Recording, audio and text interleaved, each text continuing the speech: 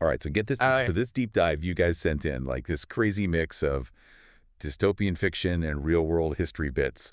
We're going deep on totalitarianism, Wow. rebellion, and like how to stay human when the system's trying to, turn you into a cog in the machine. Yeah.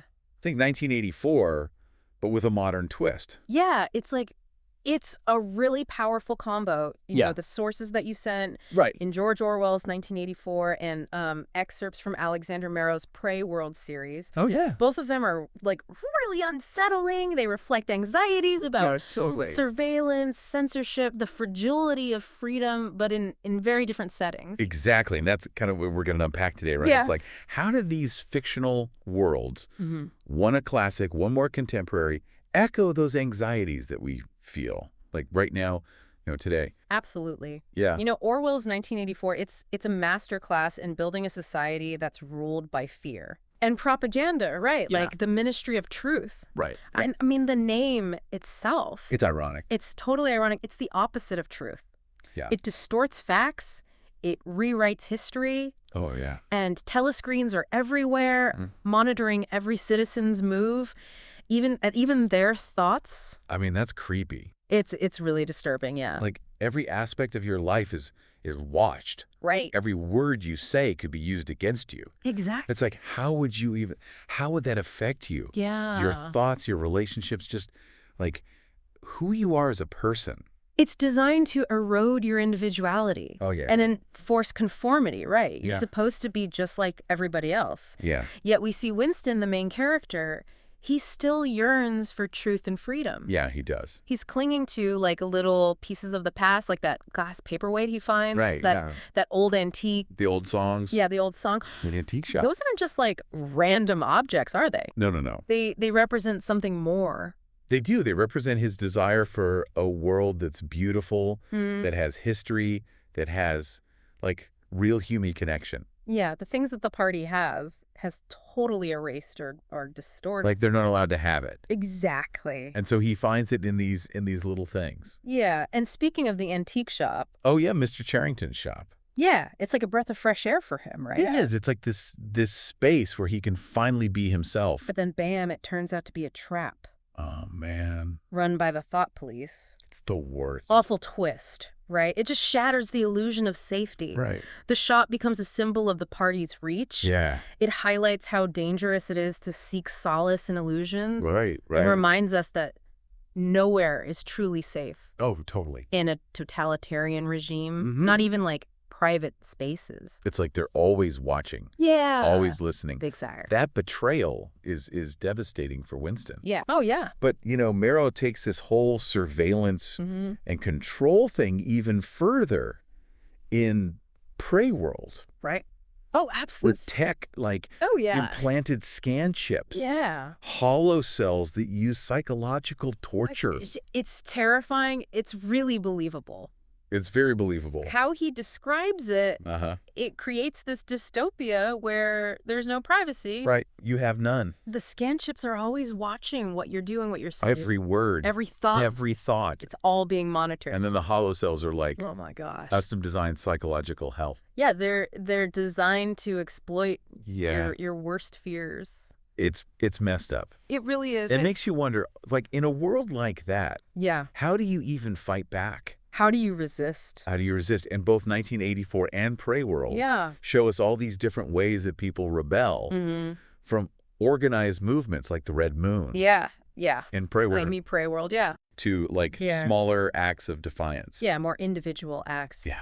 And even within those acts, you see a range of approaches, right? For sure. Like Julia from 1984. Right. She's more pragmatic. Right. She looks for those little pockets of freedom in her personal life, whereas Frank in Prey World Frank. is driven by rage. He's angry. He's angry, yeah. He wants revenge. Yeah, revenge against the system. Exactly. And that contrast is interesting, right? It is. Because it shows, like, rebellion can be really complex. There's no one right way to do it. Yeah, there's no one size fits all. Exactly. And the cost of rebelling in both of these stories is, like, huge. It is huge, yeah. Winston's tortured, brainwashed. And Frank goes through Yeah. both physical and psychological trauma. It's like, it makes you think about what you would be willing to give up Yeah. to be free. Yeah.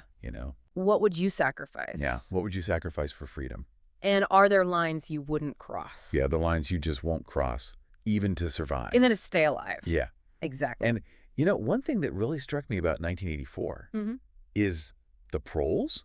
Yeah. They're like the working class, right? The party thinks they're insignificant. Right. They just dismiss them. Yeah, they just dismiss them. They don't even pay attention to them. But they have more freedom than the party members. They're ignored. Because they're ignored. Yeah. And it makes you wonder, It's a good question. Can ignorance be a form of resistance? It's a question that's been debated for Yeah. decades since the book came out. I mean, on the one hand, they're the majority of the population. Right. And they're not watched as closely as party members. Wow. They still have these like little pieces of human nature that the party members have lost. Yeah. Like real emotions and a sense of community. Yeah. But on the other hand, the party is keeping them dumb on purpose. Oh, yeah, for sure. They're distracting them with like cheap entertainment. Totally. It's and just giving them enough. bread and circuses. Yeah, bread and circuses, just enough to survive. Yeah. So they don't cause trouble. Exactly. It's like, can they even rebel if they don't even know what's going on? Right. They lack awareness. They lack organization. Yeah, they do. They're just conditioned to accept whatever the party tells them. Right. It's like... That's really sad. Yeah, it is. But then in Prey World... Yeah, in Prey World... the resistance is way more organized. Yeah. You've got groups like the Red Moon... Right. actively fighting back. Yeah, they are. Even though they're outnumbered and outgunned. But they are. It's a different kind of challenge. Yeah. Right. It is. It's a global power structure. Oh, yeah. It's not just Oceania. It's the whole world. Right. And that requires a different kind of pushback. Exactly. A different kind of resistance. And it comes at a cost. It does. Both books show that. They really highlight the risks. The risks of fighting back. Imprisonment, torture, death. Yeah, it's like, what are we willing to give up? What are we willing to sacrifice? Yeah, for freedom. It's a big question. It's a big question. Especially as we go into, like, the darkest parts of these stories in the next segment. Ooh, yeah, buckle up, everybody. It's about to get real. Real. Yeah. We'll be right back. Welcome back. Ooh, that Price of Rebellion, man. It's really something. It plays out in such a visceral way in these books. It's rough, and honestly, the thing that keeps coming back to me is that whole psychological manipulation angle, Yeah. Like, it's one thing to face physical danger. Right. But, like, to have your own mind used against you, that's some scary stuff. Yeah, it's insidious, right? It is. And both Orwell and Merow explore that through language. Yep. Orwell's Newspeak in 1984, that's a prime example. Oh, yeah. Newspeak. Yeah. Like, shrinking the vocabulary to control thought. Exactly. It's chilling. It's really messed up. Like, if you can't even say the words. If you don't have the words. Yeah, can you even think it? Yeah. That's the whole point. Wow. Make it unthinkable. Yeah. But it's not always so blatant. Right. Language can be manipulative in subtler ways, too. Like in Prey World. Yeah. All that bureaucratic jargon. Oh, yeah. Those propaganda slogans. Right. It's everywhere. It's everywhere. It's how the world government dehumanizes people. Right. Turns them into... statistics. Just cogs in a machine. Yeah. And that's... subtle, but... it's almost worse because you don't realize it's happening. You don't even notice it. Yeah. Yeah. It just becomes like normal. Exactly. The air you breathe. Right. And then you have like the more obvious. The more in your face. Yeah. Psychological torture. Like Room 101. Oh, yeah. And Frank's whole holocell thing. Those are brutal scenes. Oh, they're so intense. Like both physically and psychologically. Room 101 is about breaking you. Yeah. By making you betray your values. Yeah, forcing you to betray. Yeah, the things you hold dear. Yeah, and Winston, like, having to betray his love for Julia. It's just... it's heartbreaking. It's heartbreaking. It's like the one thing that gave him hope. Exactly, and the party takes that away. And then in Prey World... yeah. Merow gives us the holocell, which is like... it's like a high-tech Room 101. Yeah. It's all personalized torture. Designed to just, like... break you down. Yeah, break you down. Make you doubt your own sanity. It's like they're... constant propaganda, distorted images, just gaslighting all the time. Non-stop. I mean, how do you even come back from that? It's hard to imagine. Yeah, it is. It's like looking into the abyss of human nature. Yeah. The potential for cruelty is just... It's terrifying. It's terrifying, but at the same time, it also shows how strong people can be. Right. You know, that resilience. Yeah. To resist even when it's... Even when it seems impossible. Yeah, when it seems like all hope is lost. Yeah, and I think that's a good point. Yeah. Because even when these characters are, like, at their lowest point, there's still that little... That spark. Yeah, that spark of defiance. A refusal to give in completely. Yeah, they might be broken. Yeah. But they're not totally defeated. They're still holding on to something. Yeah, like Winston with his belief in the proles. Right, the hope that maybe they could change things. Yeah, and Frank with his connection to the resistance. That sense of purpose. Yeah, and speaking of the resistance, it's interesting how different it is in the two books. Right. Like in 1984. It's this big, amorphous mass of people. No, the proles. But they're not really organized. Not at all. It's more like a potential. A potential, yeah. A hope for the future. But in Prey World, it's like groups like the Red Moon. They're structured. They have a plan. They're actively fighting. Yeah, it's a different scale. Yeah. I think it reflects the threat. Right. In 1984, it's Oceania. One country. But in Prey World... The whole world. The whole world. It's global. Yeah, so you need a different approach to fighting back.